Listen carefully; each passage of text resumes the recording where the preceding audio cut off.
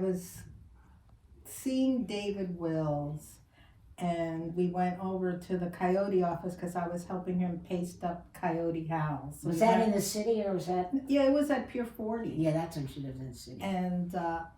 And I was amazed. It was like meeting a suffragette or something. It's like, I couldn't believe that this woman was putting it upon herself to try to decriminalize prostitution. I couldn't believe it. And so I just thought she was so brave, and I just decided that any spare time I had, I would devote to her. But one of the fun things about Pier 40 was hanging out, sunbathing on the roof there. We would all go and hang out. You could just take off your clothes and just lay there. And sometimes Margo didn't even bother getting dressed. She'd go back down to the office and we'd have like meetings, and people would be like, when they realized. I remember one time she got mad about something somebody said, and she just was pounding on her desk, and she gets up and flails her arms, and whoever was in the room was like, ah. Oh, I know a funny story. Yeah. I have a friend who I can't mention his name. He's a he's a judge, and rather conservative. So he came over one day and took me to lunch, and I said, "Would you like to meet Margo St. James?" He said, "Yeah, I'd love to."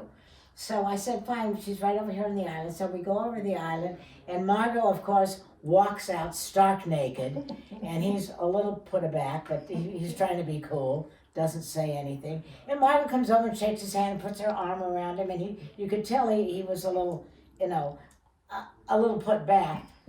And she said, "Hey, I got an idea. Let's smoke some dope." So she goes and gets some dope. Now here is a judge who is very straight with a naked woman smoking dope. He said, "I think we better go." I met Margo in 1960 at San Quentin Prison. We were both there protesting the execution of Carol Chessman.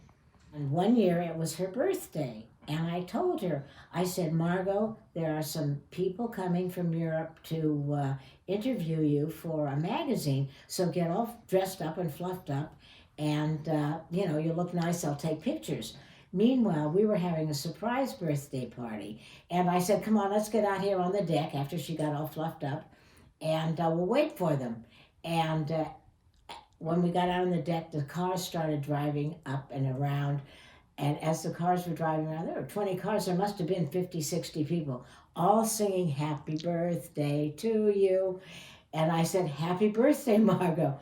And Margo turns to me and she looks at me. She said, "Does this mean I'm not going to be interviewed?" Typical Margo. The last time I saw her, I danced with her. Yeah.